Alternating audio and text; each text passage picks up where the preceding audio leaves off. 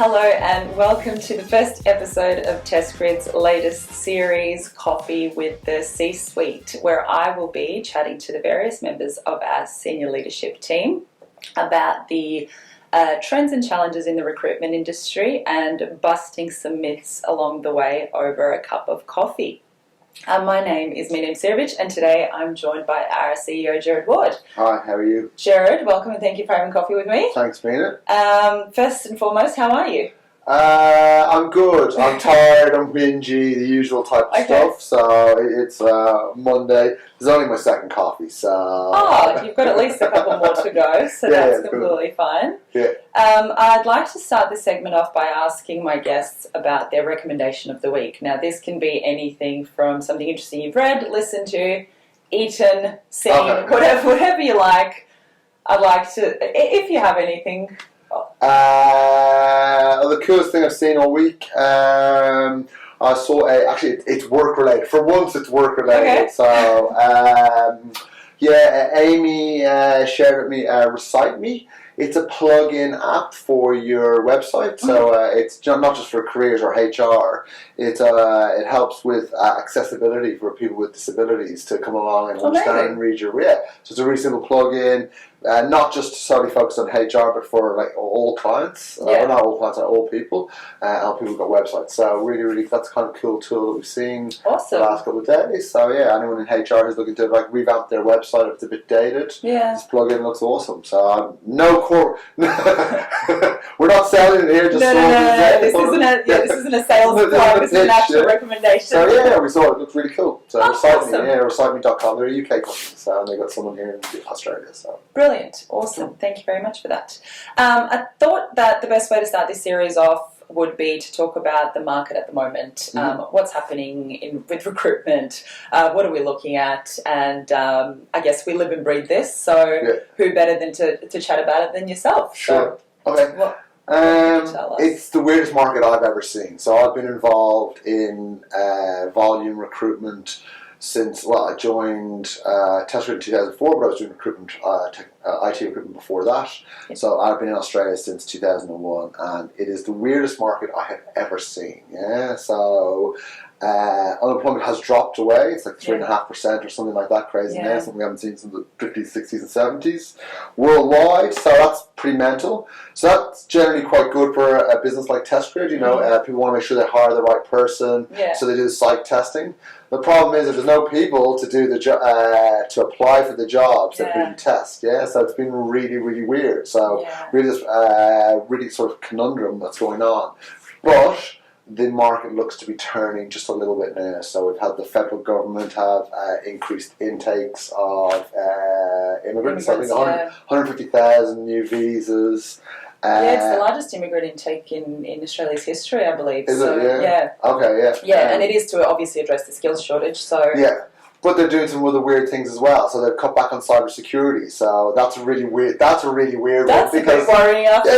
Considering, in the old days, data was an asset and now it's a liability. And you look at Medibank and Optus, and they're cutting back on cybersecurity roles. So I think there's only going to be 2,500 new cybersecurity people coming into the country in the next in the next year or two, which is not nearly enough considering all these organisations, large corporates, who hold all this data, probably unnecessarily on us as consumers, have sort of shirked their responsibilities when it comes to security. Now, I do laugh because every time I've gone through a security audit for one of our large enterprise clients, I go, you must do this, and you must do that, and we've got SOC 2 and ISO and all that sort of stuff. We must. But yet, when the hackers come in, it turns out those people who tell us we must have these things don't have those things. So, classic. So I kind of find out. It's kind of like, I'm sorry, but you made us jump through the hoops. You guys have got to jump through the hoops as well.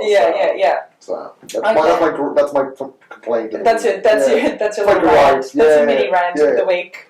Right. So I guess if this immigration program is the idea of it is to fix the skills shortage, but what is obviously this is going to affect the talent pipeline positively in the long run.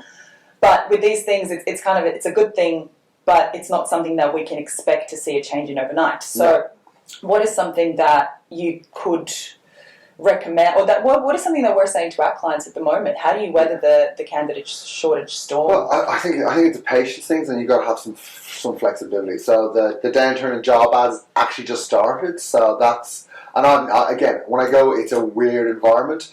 I've never worked with sales teams where they're going, oh, it's like kind of a mini recession now, like the recession we need to have, so there are more people in the market. So I think that's happening. People don't know what's happening out in the market, so I think people are holding back. So job ads are beginning to tick down, which is a good sign that, so patience is probably the number one thing. It will turn good. And have flexibility with your hiring process. So we had we signed a new client recently, graduate program, typically have 20 grads hire in engineering, probably have 800 applicants in a traditional year. This year they had 240. I mean, it's like those sort of levels are crazy. But the thing is to say, all right, well, if we don't fill the 20 now, maybe we'll do a second intake, or we'll do a Christmas intern type thing, and be able to fast track that talent in future as well. So there are things that you can do in those areas that you might not be able to get your numbers in this intake, but if you've got flexibility, you should be okay. So. Yeah, so basically, don't panic. Don't make drastic I reckon we've all panicked a lot in the last 2 years. We've all panicked. We've over-panicked. We've done the panicking. Yeah, we've done the panicking. We might be a bit premature. I think cyclically we're into a downturn now, and it'll probably be mild, looking at the confidence in the market and what's going on. So hopefully that will ease up the pressure for those of us who are trying to hire. So I think 28% of organisations are looking to hire in the June quarter. So numbers are going back. People are positive, even though it's a tough environment. Yeah. And we have actually spoken about this a little bit off camera, but we have seen a bit of a trend in, speaking of panic, with organisations looking to cut corners and dropping psychometric assessments or video interviews or these things that are supposed to actually assist you in, cutting your time to hire and finding the right. So what are your comments around that? I think it's always been. I've always said that we need to be as efficient as possible at getting through the process, and particularly with newer technology like video interviewing. I've always said we've got to get we've got to get smarter and smarter and use technology wherever we can to automate processes to try and get candidates into the pipeline quicker and get them the jobs quicker. But what we're seeing is people are now saying dropping whole steps in the process. And it's actually we've seen that it's actually resulting in an increase in time to hire as opposed to... this is the thing. So people go, I've got less candidates, I'll phone screen, I'll go back to phone screen because it's just easier to pick them up than set them up and all that sort of stuff. But it's turning out that actually that the older processes aren't as good as they used to be, and they're getting weaker candidates. I wonder why. Why did we move away from those old processes? So what we're seeing now is a perfect example of a large professional services company. Had 2 rounds of intakes in the last 12 months. One where they used video interviewing, one where they dropped video interview to increase the speed or their alleged speed.